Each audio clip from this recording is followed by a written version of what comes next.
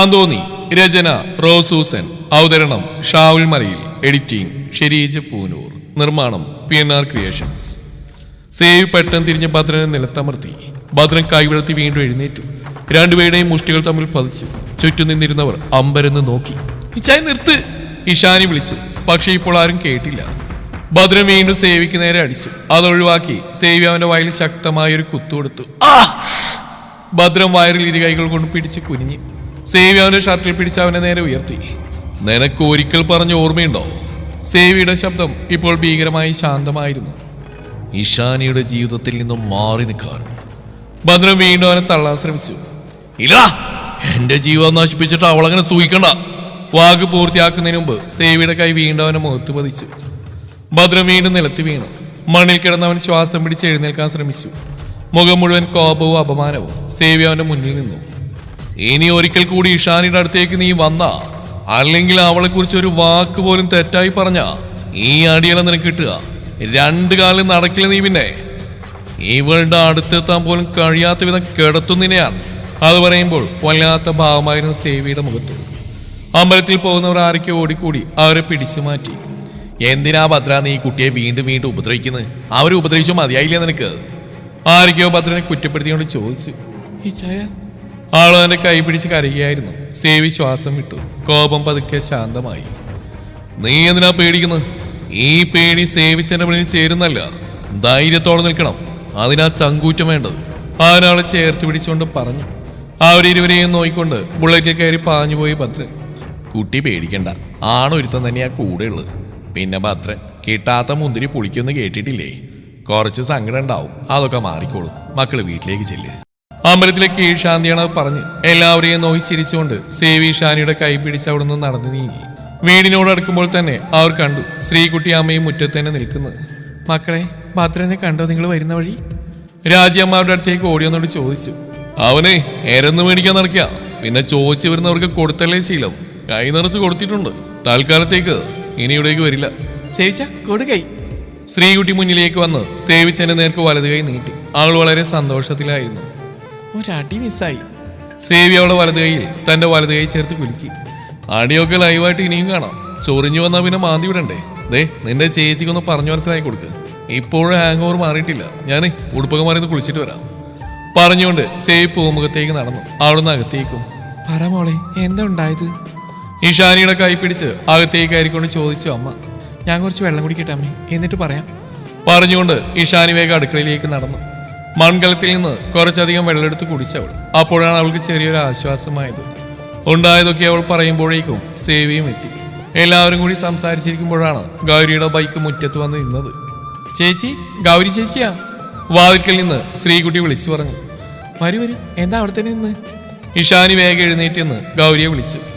ഭദ്ര വന്നിരുന്നു ഇവിടെ? ചിരിച്ചുകൊണ്ട് കാലിലെ ഷൂരി വെച്ച് കയറി ഗൗരി. കാക്കി നിറത്തിലുള്ള പാന്റും ബ്ലാക്ക് ഷർട്ടുമാണ് അവിടെ വേഷം. ആ, വന്നിരുന്നു. ഇഷാനി പറയുമ്പോഴേക്കും സേവി അങ്ങോട്ട് വന്ന് പറഞ്ഞു. വന്നോന്നോ? വരികയും ചെയ്തു, കൊട്ടക്കണക്കിന് കൈപ്പറ്റി പോവുകയും ചെയ്തു. അവനെ ആള് മാറി. കാഞ്ഞിരത്തെങ്കിൽ സേവിയർ ആരാണെന്ന് അവന് ശരിക്കും മനസ്സിലായിട്ടില്ല. ഇനി ഇവിടെ പിന്നാലാവൻ വന്നാ പിന്നെ അവൻ നിവർന്നടക്കില്ല. സേവി പറയുന്നേട്ട് ഗൗരി അവന് നേർക്ക് കൈ നീട്ടി. കോട് ചേച്ചാ കൈ, അങ്ങനെ തന്നെ വേണവന്. ഉണ്ടിരിക്കുമ്പോ വിളി തോന്നാ. അവന്റെ കയ്യിൽ പിടിച്ച് വിളിക്കൊണ്ട് പറഞ്ഞു ഗൗരി. ഞാനവനെ പൂട്ടിയാന്ന് ആദ്യം മനസ്സിലായില്ല. അവന് സേവിച്ചാണെന്ന് എഴുതി അവൻ ആദ്യം. അവൻ പുറത്തുണ്ടായിരുന്നെങ്കിൽ എന്തെങ്കിലും കുഴപ്പപ്പിക്കുന്ന 100% ഉറപ്പായിരുന്നു. കസേരയിൽ ഇരുന്നുകൊണ്ട് പറഞ്ഞു ഗൗരി. ദാ മോളെ ചായ. ഗൗരിക്ക് ചായയുമായി രാജിയമ്മ വന്നു. അമ്മ ചായ ഉണ്ടെന്ന് നന്നായി. നാളെ പുതിയ ACP ചാർജ് എടുക്കുന്ന ദിവസമായതുകൊണ്ട് കുറച്ച് തിരക്കിൽപ്പെട്ട് ചായ കുടിച്ചിട്ടില്ലായിരുന്നു. ഞാനും വാർത്ത കണ്ടു. ഡാനിയൽ ഈശ്വർ അല്ലേ? അതെ, പുള്ളി വലിയ പുലിയാണെന്നാ കേട്ട്. ആ പേര് കേട്ടാലറിയില്ലേ? ഡാനിയൽ. ദൈവം എന്റെ ന്യായാധിപൻ. ദൈവത്തിനെ അല്ലാതെ മറ്റൊരാളെയും പേടിയില്ലാത്തവൻ. ഒരു സംശയമുള്ളത് പേരിന് മുന്നിൽ വാലുപോലെ ഈശ്വരൻ എന്താണെന്നാ. അതിന് ചർച്ചയായിരുന്നു ഓഫീസിൽ. ഇദ്ദേഹത്തിന്റെ അച്ഛൻ ഹിന്ദുവും അമ്മ ക്രിസ്ത്യൻസ് ആണെന്നാ കേട്ടത്. അതുകൊണ്ടായിരിക്കും പേരും വെറൈറ്റി. എന്തായാലും തലപ്പത്ത് അഴിച്ചുപണികൾ നടക്കുന്നുണ്ട്. കുറെ നേരം സംസാരിച്ചുകൊണ്ടാണ് ഗൗരി തിരിച്ചുപോയത്. ആഹാരം കഴിക്കാനായിരുന്നു എല്ലാവരും. ഭക്ഷണം കഴിച്ച് സേവി പൂമുഖത്തെ തിണ്ണയിലിരുന്നു. ആദ്യം മേരിയമ്മയെ വിളിച്ചു. അവർ വലിയ സന്തോഷത്തിലായിരുന്നു. എന്നതാമച്ചി ഇത്ര സന്തോഷം? സേവി ചിരിച്ചുകൊണ്ട് ചോദിച്ചു. അതൊക്കെയുണ്ട് മോനെ, നീ വിരുന്നൊക്കെ കഴിഞ്ഞിട്ട് വാ. അമ്മച്ചി പറയാൻ സന്തോഷത്തിന്റെ കാരണം. അത് കേട്ടപ്പോൾ അവന്റെ മുഖത്തിന് ചിരി വിരിഞ്ഞു. എന്നാ ശരി അമ്മച്ചി, ഇനി അപ്പനെ ഒന്ന് വിളിക്കട്ടെ. പറഞ്ഞുകൊണ്ട് ഫോൺ കട്ടാക്കി അപ്പനെ വിളിച്ചു. കറിയാച്ചൻ കഴിച്ച് കിടന്നിരുന്നു. ഓരോന്ന് ആലോചിച്ച് കിടക്കുമ്പോഴാണ് ഫോൺ ശബ്ദിച്ച്. സേവിച്ചനാണല്ലോ പറഞ്ഞുകൊണ്ട് ഫോൺ എടുത്തു അയാൾ. കിടന്നായിരുന്നോ? സേവി കുശലം ചോദിച്ചു. അടുക്കളയിലെ ജോലിയൊക്കെ തീർത്ത് ഇഷാനി അവന്റെ അരികിൽ വന്നിരുന്നു. അമ്മയും ശ്രീകുട്ടിയും കിടന്നിരുന്നു. അപ്പനോട് അവൻ സംസാരിക്കുന്നത് നോക്കി അവൾ അവന്റെ അരികിലായിരുന്നു. ഇടത് കൈകൊണ്ട് അവളുടെ ചുമലിൽ പിടിച്ച് തന്നോട് ചേർത്തിരുത്തി സേവിച്ചൻ. അവന്റെ തോളിൽ തലയാഴ്ച വെച്ചുകൊണ്ട് അവൾ ഇരുന്നു. എന്നാ പിന്നെ നാളെ വിളിക്കാം, കിടന്നോപ്പാ പറഞ്ഞുകൊണ്ട് ഫോൺ വെച്ച് സേവി. എന്നതാ വേണേ, ഉറക്കം വരുന്നോ? അവളുടെ നെറ്റിയിലേക്ക് വീണ് കിടക്കുന്ന മുടിയൊന്ന് മാടി ഒതുക്കി വെച്ച് ആ നെറ്റിയിൽ ഒരു ഉമ്മ എടുത്തുകൊണ്ട് ചോദിച്ചവൻ. ഏയ്, ഉറക്കം വരുന്നൊന്നുമില്ല, ഇന്ന് നല്ല മഴക്കോളുണ്ടല്ലോ, തണുത്ത കാറ്റ് വീശുന്നുണ്ട് ഇഷാനി പറഞ്ഞു. എവിടെയോ പെയ്യുന്നുണ്ട്. അതെ, ഇപ്പൊ മഴ ചെയ്തോ നമുക്ക് ഒരുമിച്ച് മഴ നനയണം അവളുടെ കാതിൻ തുമ്പിലൊന്ന് കടിച്ചുകൊണ്ട് പറഞ്ഞവൻ. അയ്യേ, അമ്മയും ശ്രീകുട്ടിയൊക്കെ അകത്തുണ്ട് പറഞ്ഞുകൊണ്ട് ആളവനെ തള്ളി നീക്കി. എന്ത്, എന്റെ പെണ്ണിന്റെ കൂടെ അല്ലേ, അല്ലാതെ നാട്ടുകാരുടെ പെണ്ണുങ്ങളുടെ കൂടെ ഒന്നല്ലല്ലോ. ഇനിയിപ്പോ എന്റെ ആഗ്രഹം നിറവേറ്റാൻ പുറത്തുനിന്ന് ആളെ കൊണ്ടുവരേണ്ടി വരുമോ? കള്ളിച്ചിരിയോടെ ആളെ വലിച്ച് നെഞ്ചിലേക്ക് ചേർത്തുകൊണ്ട് പറഞ്ഞവൻ. അങ്ങനെ എന്തെങ്കിലും ഉണ്ടായിച്ചാൽ ഞാൻ കൊല്ലും, എന്നിട്ട് ഞാനും ചാവും ചുണ്ട് ഊർപ്പിച്ച് അവന് നെഞ്ചിൽ ചൂണ്ടുവിരൽ കൊണ്ട് കുത്തി പറഞ്ഞവൾ. ഞാൻ വെറുതെ പറഞ്ഞ എന്റെ പൊന്നേ ആനവളുടെ നെറ്റിയിൽ നെറ്റിമുട്ടിച്ചുകൊണ്ട് പറഞ്ഞു. കുറച്ചു സമയം വിരലുകൾ കോർത്തുകൊണ്ട് അവരിരുന്നു. അവന്റെ ആഗ്രഹം പോലെ മഴ പെയ്തു തുടങ്ങിയത് ഒട്ടും മുന്നറിയിപ്പില്ലാതെയായിരുന്നു. കാറ്റൽപ്പം ശക്തമായി വീശി. മണ്ണിന്റെ മണം പതുക്കെ പരന്നു തുടങ്ങി. ആദ്യത്തെ മഴത്തുള്ളി നിലത്ത് വീണപ്പോൾ തന്നെ ആ മണം കൂടുതൽ കനത്തു. ആൾ വരാന്തയിൽ നിന്ന് ആകാശത്തേക്ക് നോക്കി. മേഘങ്ങൾ തമ്മിൽ ചേർന്ന് വലിയൊരു തിരശ്ശീല പോലെ ആകാശം മൂടിയിരുന്നു. പിന്നെ തുള്ളികൾ ഓരോന്നായി വീഴാൻ തുടങ്ങി. ഇലകളിൽ തട്ടിപ്പൊഴിയുന്ന മഴ, മേൽക്കൂരയിൽ പതിക്കുന്ന ശബ്ദം, മണ്ണിൽ പടരുന്ന ചെറിയ വെള്ളച്ചാട്ടങ്ങൾ എല്ലാം കൂടി ഒരു മധുരമായ സംഗീതം പോലെ തോന്നി. ചില നിമിഷങ്ങൾക്കുള്ളിൽ തന്നെ മഴ ശക്തമായി. കാറ്റിനൊപ്പം തുള്ളികൾ വരാന്തയിലേക്ക് ചാടി വീണു. ആൾ കൈനീട്ടി ഒരു മഴത്തുള്ളി പിടിക്കാൻ ശ്രമിച്ചു. തണുത്ത വെള്ളം വിരലുകളിൽ വീണപ്പോൾ അവൾ ചെറുതായി ചിരിച്ചു. ഇഷാനി, മഴ നനയണം, വാ പറഞ്ഞുകൊണ്ട് അവളുടെ കയ്യിൽ പിടിച്ചു. വേണ്ടി ചായ, അമ്മയും ശ്രീകുട്ടി ഉറങ്ങിക്കാണില്ല അവൾ മടിച്ചു നിന്നു. വരാന്തയുടെ അരികിൽ നിന്ന് നിമിഷം മാത്രം നിൽക്കുമ്പോഴേക്കും കാറ്റിനൊപ്പം വരുന്ന മഴത്തുള്ളികൾ അവരുടെ മുഖത്ത് പതിച്ചു. മണ്ണിൻ പുതുമണം എല്ലായിടവും പരന്നു. മഴ ശക്തമായി പെയ്യുകയായിരുന്നു. ഈശാനി അല്പം മുന്നോട്ട് ആഞ്ഞെന്ന് കൈനീട്ടി. ഏറെത്തുന്ന തണുത്ത മഴത്തുള്ളികൾ അവളുടെ വിരലുകളിൽ വീണു. ഒരു നിമിഷം കൊണ്ട് തന്നെ അവളുടെ മുഖത്തൊരു ബാല്യത്തിന്റെ സന്തോഷം തെളിഞ്ഞു. വാ, മുറ്റത്തേക്ക് നിൽക്കാം അവൻ പറഞ്ഞു. ഒരു മിനിറ്റ്, ഞാൻ ടവൽ എടുത്തിട്ട് വരാം പറഞ്ഞുകൊണ്ട് അവൾ അകത്തേക്ക് പോയി. വേഗം തന്നെ തിരികെ വന്നു. ടവൽ എടുത്തിട്ടുണ്ട്. പൂമുഖത്ത് നിന്ന് കയറുന്ന വാതിലടച്ചവൾ. ഡ്രസ്സ് പിന്നിലെ ബാത്റൂമിൽ വെച്ചിട്ടുണ്ട്, നനഞ്ഞോണ്ട് റൂമിൽ പോകാൻ പറ്റില്ലല്ലോ. അത് നന്നായി. സേവി ചുബയൂരി തിണ്ണയിൽ വെച്ച് മുണ്ട് മടക്കി കുത്തി. ഇനി വാ. ആൾക്ക് നേരെ കൈ നീട്ടിയവൻ. അവന്റെ കയ്യിൽ പിടിച്ച് അവൾ മുറ്റത്തേക്ക് ഇറങ്ങി. പൂമുഖത്തെ ലൈറ്റിന്റെ വെളിച്ചധികമില്ലാത്ത വശത്തേക്ക് നീങ്ങി നിന്നു അവർ. നിമിഷ നേരം കൊണ്ട് ഇരുവരും നനഞ്ഞു കുതിർന്നു. ഇഷാനിയുടെ മുടി മുഴുവൻ വെള്ളത്തിൽ ഒട്ടിക്കിടന്നു. കവിളിലൂടെ തുള്ളികൾ ഒഴുകി. അവൾ ചിരിച്ചുകൊണ്ട് മഴയിൽ ഒരു വട്ടം ചുറ്റി. പക്ഷേ അടുത്ത നിമിഷം തന്നെ അവളുടെ കാലൽപ്പം വഴുതി. അവൾ വീഴാൻ പോകുന്നതിന് മുമ്പ് സേവിച്ചൻ അവളെ പിടിച്ചു. ഒരു നിമിഷം ഇരുവരും ഒരുമിച്ച് നിൽക്കുകയായിരുന്നു. ഈശാനി അവളുടെ നെഞ്ചിലേക്ക് ഒട്ടിച്ചേർന്നു. അവന്റെ കൈകൾ അവളുടെ അരയിൽ ചുറ്റിപ്പിടിച്ചു.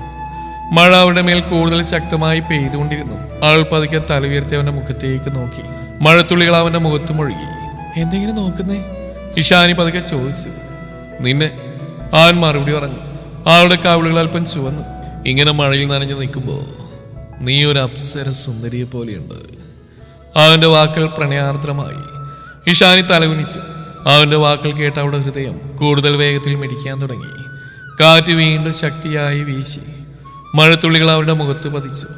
സേവിച്ചൻ പതുക്കെ അവളുടെ കവിളിൽ നിന്നൊഴുകുന്ന ഒരു മഴത്തുള്ളി വിരലാൽ തുടച്ചു. അവൾ അവനെ നോക്കി നിന്നു. ആ സ്പർശത്തിൽ അവളുടെ ശരീരം ചെറുതായി വിറച്ചു. തണുക്കുന്നുണ്ടോ?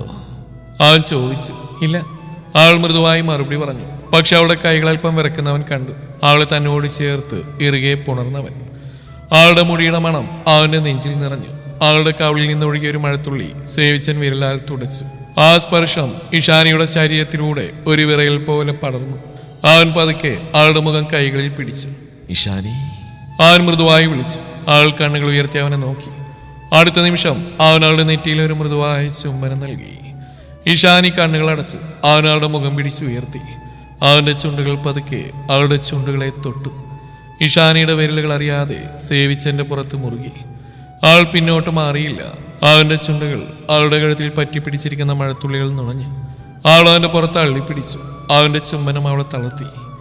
സേവിച്ച, അവൾ വീണ്ടും വിളിച്ചു. ഈ വട്ടം ശബ്ദത്തിൽ നാണവും ആഗ്രഹവും ഒരുമിച്ചു. അവൻ അവളുടെ മുഖമുയർത്തി. കണ്ണുകൾ നിറഞ്ഞിരുന്ന ആ വികാരം കണ്ടപ്പോൾ അവന്റെ ഉള്ളിൽ എന്തോ പൊട്ടിത്തെറിക്കുന്ന പോലെ അവൻ വീണ്ടും അവളെ ചുംബിച്ചു. ഈ വട്ടം ആ ചുംബനം മൃദുവായതല്ലായിരുന്നു, ആഗ്രഹം നിറഞ്ഞതായിരുന്നു. സേവിച്ചെന്റെ കൈകൾ അവളുടെ പിൻഭാഗത്തേക്ക് പതുക്കെ സഞ്ചരിച്ചു. ടോപ്പിനുള്ളിൽ കൂടി കൈ മേലോട്ട് ചലിച്ചു. ഇഷാനി അവന്റെ പുറത്ത് കൈകൾ ചുറ്റിപ്പിടിച്ചു. അവന്റെ ഓരോ സ്പർശവും അവളുടെ ശരീരത്തിലൂടെ വൈദ്യുതിയെപ്പോലെ പാഞ്ഞോടി. അവൾ തലയുയർത്തി അവനെ ചുംബിച്ചു. ഇത്തവണ അവളാണ് തുടങ്ങിയത്. ചുണ്ടുകൾ അതിൻ്റെ ഇണയെ തേടി. അവന്റെ കൈകൾ അവളുടെ മാറിടത്തെ വേദനിപ്പിച്ചു. ആ മഴയത്തും അവൾ വിയർത്ത് കുളിച്ചു. മതി പൊന്നെ, റൂമിൽ പോവാം, അവളുടെ കാതിൽ അടക്കം പറഞ്ഞവൻ. ഒന്ന് മൂളിക്കൊണ്ട് ആൾ അവനെ വിട്ടുമാറി. ഇരുവരും ഇറയത്ത് കയറി നിന്നു. ഞാൻ തുടച്ചുതരാം. ആൾക്ക് മുമ്പിൽ അനുസരണയുള്ള കുട്ടിയെ പോലെ തലകുനിച്ച് നിന്നു സേവി. അവന്റെ തല തുടച്ചു കൊടുത്തവൾ. ഇനി ഞാൻ തുടച്ചുതരാം പറഞ്ഞുകൊണ്ട് അവളുടെ കയ്യിൽ നിന്ന് ടവൽ വാങ്ങി അവളുടെ തല തുടച്ചു കൊടുത്തു. അവനും മഴ ഒതുങ്ങിയിരുന്ന അപ്പോഴേക്കും അടുക്കള വശത്തേക്ക് പോയവർ വേഗം കുളിച്ച് വേഷം മാറി അകത്തേക്ക് കയറി. ഇരുവരും വാതിലടച്ച് ലോക്കാക്കി മുകളിലെ റൂമിലേക്ക് നടന്നു. അവർ തന്നെ ചുറ്റിപ്പിടിച്ചിരുന്ന സേവിയുടെ കൈ അവനെ ഉണർത്താതെ എടുത്തു മാറ്റി എഴുന്നേറ്റു ഇഷാനി. തലേ ദിവസത്തെ കാര്യങ്ങൾ ഓർമ്മ വന്നപ്പോൾ ആൾ അവനെ നോക്കി പുഞ്ചിരിച്ചുകൊണ്ടൊന്ന് കുനിഞ്ഞ് ശാന്തമായി ഉറങ്ങുന്ന അവന്റെ നെറ്റിയിലേക്ക് വീണിടക്കുന്ന മുടിയെ മാടിയൊതുക്കി ആ നെറ്റിയിൽ മൃദുവായി ചുംബിച്ചു. അവനൊന്ന് ഉണരാൻ ഭാവിച്ചതും ആൾ വേഗം മാറി നിന്നു. അവൻ അങ്ങനെ തന്നെ തിരിഞ്ഞു കിടന്നു. ആൾ വാഷ്റൂമിലേക്ക് പോയി ഫ്രഷായി തിരികെ വന്നു. അപ്പച്ചിയുടെ വീട്ടിലേക്ക് വിരുന്ന് വിളിച്ചിട്ടുണ്ട്. ബ്രേക്ക്ഫാസ്റ്റ് കഴിഞ്ഞിട്ട് പോകണം. ഈ ചായ അവന്റെ ചുമലിൽ കുലുക്കി വിളിച്ചവൾ. എന്നതാ വേണേ? അവൻ കണ്ണും തിരുമ്മിക്കൊണ്ട് ചോദിച്ചു. അപ്പച്ചിയുടെ വീട്ടിൽ പോണം, ഞാൻ ചായ എടുത്തിട്ട് വരാം. കുറച്ചേറെ കൂടി കിടക്ക് വേണേ, നീങ്ങ വാ. അവനവളെ ചുറ്റി പിടിച്ച് ദേഹത്തേക്ക് വലിച്ചു. ആളുടെ മുടിയിൽ ചുറ്റി കെട്ടിവെച്ച തോർത്തുമുണ്ട് അഴിഞ്ഞു വീണു. ആളുടെ നനവ് പറ്റിയ മുടി അവന്റെ നെഞ്ചിലാകെ പരന്നു. ആ കുളിരിൽ അവന്റെ കൈ അവളിൽ മുറുകി. നീ എന്നെ മത്ത് പിടിപ്പിക്കുന്നു വേണേ. അവന്റെ സ്വരം ആർദ്രമായി അവളുടെ ചെവിയിൽ പതിഞ്ഞു. ഈ ചായ ആൾ പതിയെ വിളിച്ചുകൊണ്ട് അവനെ ചുറ്റിപ്പിടിച്ചു. അവൻ കണ്ണുകൾ അടച്ചു പിടിച്ച് അവളുടെ മുടിയിൽ നിന്നുയരുന്ന നറുമണത്തെ ആവോളം ആസ്വദിച്ച് നിന്നു. ഈ ചായ വേണ്ട. വേണം. അവൻ കൊഞ്ചിക്കൊണ്ട് അവൾ ഇറുകെ പുണർന്നു. ഒറ്റമറിച്ചിൽ കൊണ്ട് അവൻ അവളെ തന്റെ അടിയിലാക്കി. അവന്റെ നെഞ്ചിൽ ഇരു കൈ കൊണ്ട് പിടിച്ച് അവന്റെ കണ്ണുകളിലേക്ക് നോക്കി അവൾ. അവന്റെ മുഖം താഴ്ന്ന് അവളുടെ കണ്ണിനെ ചുംബിച്ചു. മാറി മാറി അവളുടെ കണ്ണുകൾ കൂമ്പി അടഞ്ഞു. അവന്റെ കൈ അവളുടെ മാറിൽ അമർന്നു. അവന്റെ ചുണ്ടുകളുടെ സ്ഥാനം മാറി. കണ്ണിൽ നിന്ന് അവ താഴേക്ക് ഇറങ്ങി. അവളുടെ വിറക്കുന്ന ചുണ്ടുകളെ ഏറ്റെടുത്തു. അവളുടെ ഉടൽ വിറച്ചു. അവനതറിഞ്ഞുകൊണ്ട് തന്നെ അവളിലേക്ക് ചാഞ്ഞു. ചുണ്ടുകൾ ആർത്തിയോടെ നുണഞ്ഞു. ഒടുവിൽ ശ്വാസം വിലങ്ങിയപ്പോൾ അവൻ അവളുടെ ചുണ്ടുകളെ സ്വതന്ത്രമാക്കി. അവന്റെ മുഖം അവളുടെ കഴുത്തിലേക്ക് ചേക്കേറി. വെള്ളത്തുള്ളികളെ നുണഞ്ഞു. അവളുടെ കഴുത്തിലെ പിടക്കുന്ന പച്ച നിറത്തിലുള്ള ഞരമ്പ് പൊങ്ങി പിടഞ്ഞു. അവളുടെ ശരീരം കോരിത്തരിച്ചു. അവൻ മൃദുവായി അവളുടെ കാതുകളിൽ ചുണ്ടുകൊണ്ട് തഴുകി. ഈശായ. അവളുടെ ആ വിളി അവനെ കൂടുതൽ ആവേശം കൊള്ളിച്ചു. മറതീർത്ത വസ്ത്രങ്ങൾ ഊരിമാറ്റി അവൻ തന്നെ അവളുടെ നഗ്നമായ മാറിൽ മുഖം പൂഴ്ത്തിയവൻ. അവന്റെ കൈകൾ അവളുടെ ശരീരത്തിൽ ഇഴഞ്ഞു നടന്നു. എന്തിനോ വേണ്ടി പരതി. അവന്റെ ശ്വാസത്തിന് പോലും ചൂട് പിടിക്കുന്നത് അവൾ അറിഞ്ഞു. കാറ്റിന്റെ വേഗതയിൽ അവൻ അവളിലേക്ക് പടർന്നു കയറി. തന്റെ ശരീരം ഒരപ്പൂപ്പൻ താടി പോലെ വായുവിൽ പൊങ്ങിപ്പോകുന്നത് പോലെ തോന്നി അവൾക്ക്. അവന്റെ പുറത്ത് അവളുടെ നഖങ്ങൾ ആഴ്ന്നിറങ്ങി. ഒരു നിമിഷം അവന്റെ അരക്കെട്ടിന്റെ ചലനം കൂടി.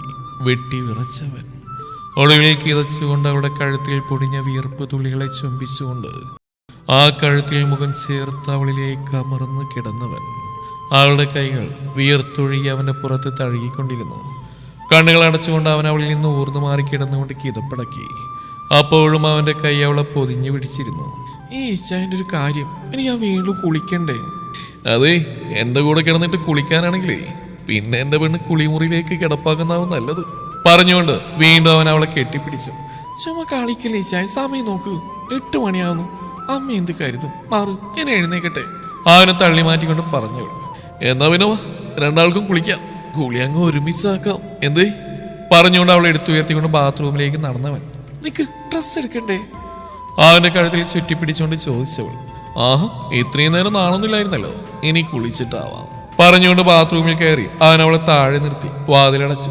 ഷവർ ഓണാക്കി. അതിനിടയിൽ നിന്ന് ഇരുവരും ഒന്നിച്ച് നനഞ്ഞു. കുളി കഴിഞ്ഞ് അവൻ ഇറങ്ങി ടവലെടുത്തു. ബെഡിൽ കിടന്ന് അവളുടെ തോർത്തുമെടുത്തവൻ ആൾ തുടക്കുന്ന നോക്കിയവൻ തല തുടച്ച് ടർക്കി അരയിൽ ചുറ്റി ബ്രഷ് എടുത്ത് പല്ല് തേക്കാൻ നിന്നവൻ. കണ്ണാടിയിൽ കൂടി അവൻ കാണുന്നുണ്ടായിരുന്ന അവളെ. തോർത്തുമുണ്ട് തലയിൽ ചുറ്റി വെച്ച് വേഗം പുറത്തേക്ക് കടന്നവൾ. ചുരിദാറിട്ട് പൊട്ടും സിന്ദൂരവും തൊട്ട് കണ്ണെഴുതി. അപ്പോഴേക്ക് അവന് ഇറങ്ങി വന്നു. ഡ്രസ്സ് മാറി വാഷ് ചെയ്യാനുള്ള തുണികളെടുത്തുകൊണ്ട് ആൾ റൂമിൽ നിന്നിറങ്ങിയപ്പോൾ മുടിയൊന്ന് ചീകിയൊതുക്കിക്കൊണ്ട് അവനും ഇറങ്ങി. തുടരും ഈ കഥയുടെ ബാക്കി ഭാഗം നാളെ ഇതേ സമയം.